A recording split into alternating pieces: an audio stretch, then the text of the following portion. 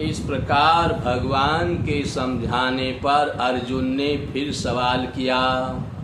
अर्जुन ने कहा, हे जनार्दन, यदि कर्मों की अपेक्षा ज्ञान आपके श्रेष्ठ मान्य है तो फिर हे केशव मुझे भयंकर कर्म में क्यों लगाते हो तथा आप मिले हुए से वचन से मेरी बुद्धि को मोहित सी कर रहे हो। इसलिए उस एक बात को निश्चय करके कहिए जिससे मैं कल्याण को प्राप्त होऊं। इस पर अर्जुन के पूछने पर भगवान श्री कृष्ण महाराज बोले, हे निष्पाप अर्जुन, इस लोक में दो प्रकार की निष्ठा वाले हैं। साधन की परिपक्व अवस्था अर्थात पराकाष्ठा का नाम निष्ठा है।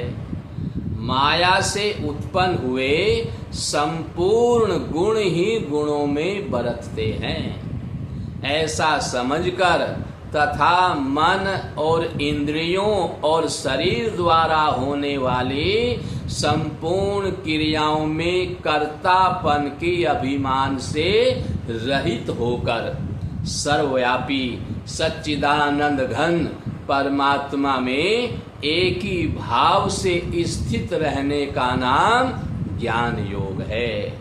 इसी को संन्यास कह देते हैं, इसी को सांख्य योग आदि नामों से कहा गया है।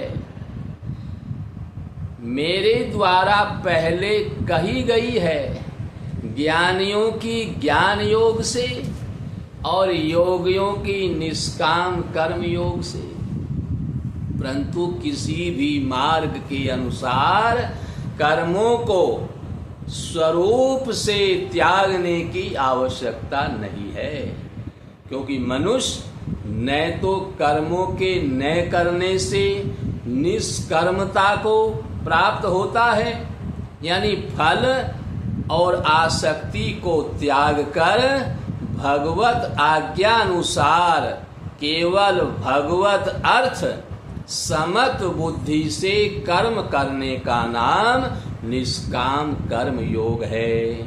इसी को समत्व योग कहते हैं, इसी को बुद्धि योग कहते हैं, इसी को कर्म योग कहते हैं। और इस तदर्थ कर्म, मदर्थ कर्म, मत कर्म इत्यादि नामों से भी कहा गया है। इसलिए भगवत यानी निष्कर्मता को प्राप्त होता है और न कि कर्मों को त्यागने मात्र से भगवत साक्षात्कार रूप सिद्धि को प्राप्त होता है। तथा सर्वथा कर्मों का स्वरूप से त्याग हो भी नहीं सकता, क्योंकि कोई भी पुरुष किसी काल में क्षण मात्र भी बिना कर्म किए नहीं रहता है। निसंदेह सभी पुरुष प्रकृति से उत्पन्न हुए गुणों द्वारा परवश हुए कर्म करते हैं। इसलिए जो मूढ़ बुद्धि पुरुष कर्मेंद्रियों को हठ से रोककर इंद्रियों के भोगों को मन से चिंतन करता है वह मिथ्याचारी है, अर्थात दंभी कहा जाता है। जिस अवस्था को प्राप्त हुए पुरुष के कर्म अकर्म हो जाते हैं, अर्थात फल उत्पन्न नहीं कर सकते, उस अवस्था का नाम निष्कर्मता है।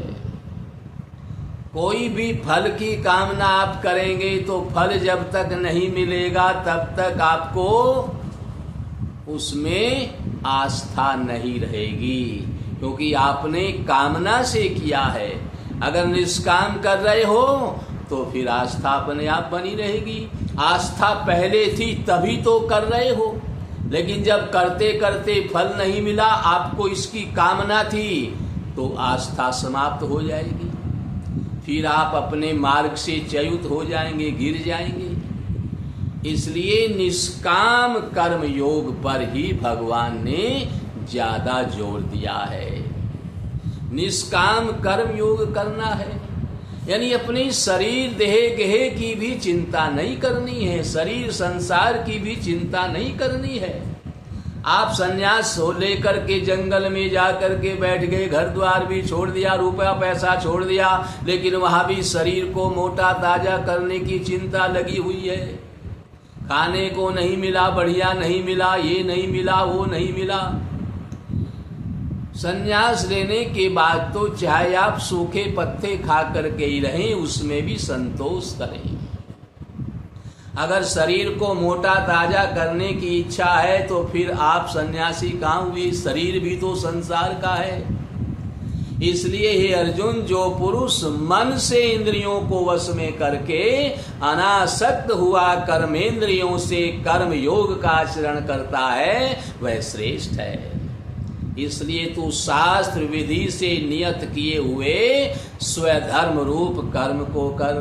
जिसको शास्त्र कहता है, जिसको संत कहता है, आप उस कर्म को करिए, क्योंकि कर्म न करने की अपेक्षा कर्म करना श्रेष्ठ है।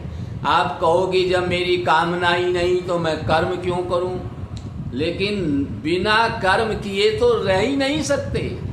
कुछ न कुछ तो कर्म करोगे ही, और भी कुछ नहीं, इंद्रियां अपने अपने कर्मों में बरतती रहती हैं। इसलिए कर्म न करने की अपेक्षा कर्म करना ही श्रेष्ठ है।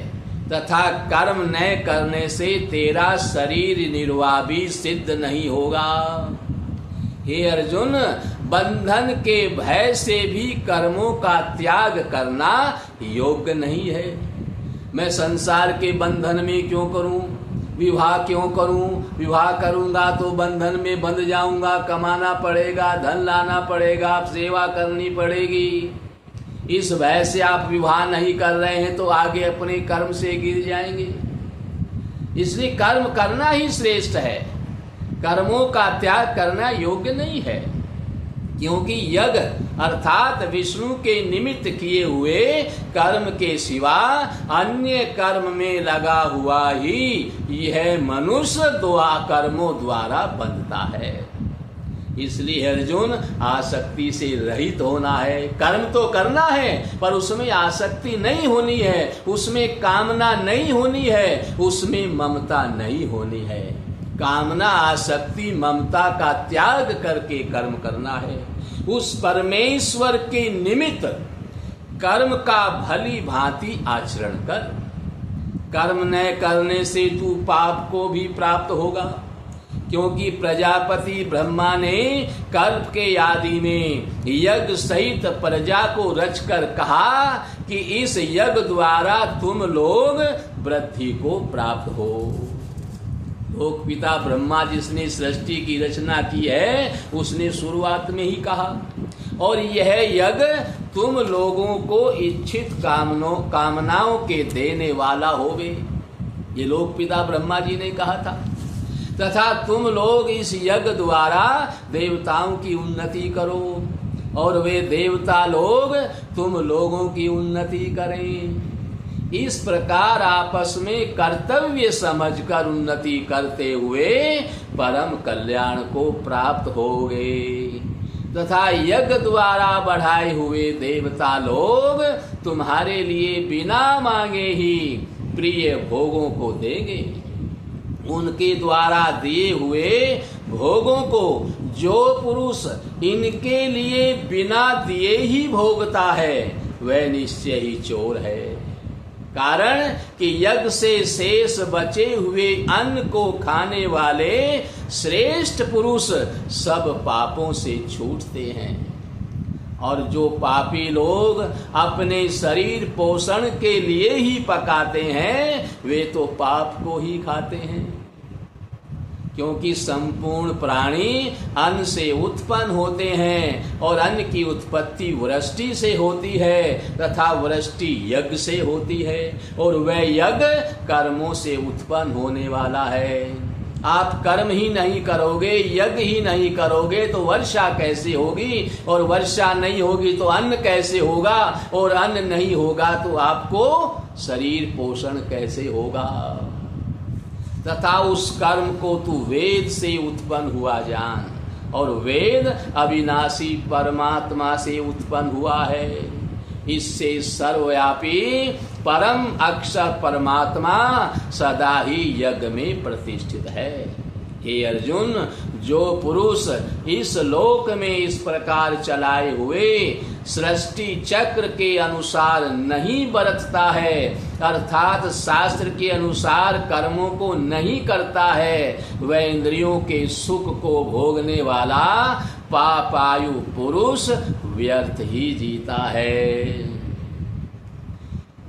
परंतु जो मनुष्य आत्मा में ही प्रीति वाला और आत्मा में ही तृप्त तथा आत्मा में ही संतुष्ट होवे, उसके लिए कोई कर्तव्य नहीं है।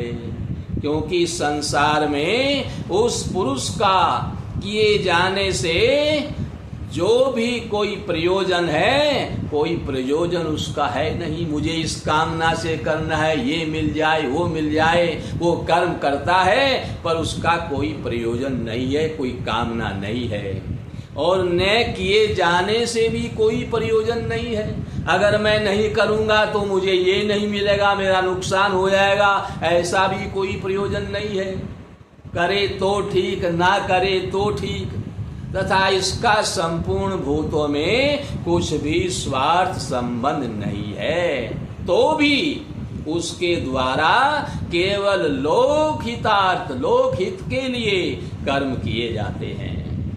इससे तू अनासक्त हुआ, निरंतर कर्तव्य कर्म का अच्छी प्रकार आचरण कर, क्योंकि अनासक्त पुरुष कर्म करता हुआ परमात्मा को प्राप्त होता है। इस प्रकार जनक आदि ज्ञानी जन भी, जनक जी जिनको विदेह कहते हैं, जिनको इस देह का भी ज्ञान नहीं था, वो भी आसक्ति रहित कर्म द्वारा ही सिद्धि को प्राप्त हुए हैं। इसलिए तथा लोक संग्रह को देखता हुआ भी तू कर्म करने ही योग्य है। क्योंकि श्रेष्ठ पुरुष जो जो आचरण करता है, अन्य पुरुष भी उसके अनुसार ही बरतते हैं। जिनको आप श्रेष्ठ मानते हैं, वो जैसा आचरण करते हैं, आप उसको अच्छा ही मानते हैं और उसके अनुसार आप भी करते हैं कि हमारे जो माननीय है वो ऐसा करते हैं तो मैं भी करूं। वह पुरुष जो कुछ प्रमाण कर देता है, लोग भी उसी के अनुसार बरतते हैं। यहाँ क्रिया में एक वचन है, परंतु लोक शब्द समुदाय वाचक होने से भाषा में बहुवचन की क्रिया लिखी गई है। इसलिए हे अर्जुन, यद्यपि मुझे तीनों लोकों में कुछ भी कर्तव्य नहीं है तथा कुछ भी प्राप्त होने योग्य वस्तु अप्राप्त नहीं है, तो भी मैं कर्म में ही बरतता हूँ, तब भी कर्म करता हूँ। क्योंकि यदि मैं सावधान हुआ, कदाचित कर्म में न बरतूं, तो हे अर्जुन, सब प्रकार से मनुष्य मेरे बर्ताव के अनुसार बरतते हैं, अर्थात वैसा ही सब करने लग जाएं। तथा यदि मैं कर्म न करूं तो ये सब लोग भ्रष्ट हो जाएंगे और मैं वर्ण संकर का करने वाला होऊंगा, तथा इस सारी प्रजा का हनन करूं, अर्थात उसको मारने वाला बन जाऊंगा, क्योंकि मेरे कारण ही वो सब ऐसे बन गए हैं। इसलिए हे भारत, कर्म में आसक्त हुए अज्ञानी जैसे कर्म करते हैं, वैसे ही अनासक्त हुआ विद्वान भी लोक शिक्षा को चाहता हुआ कर्म करे। आगे की कथा आप कल श्रवण करेंगे। यहीं पर कथा का विश्राम है। बोलिए गीता महारानी की जय।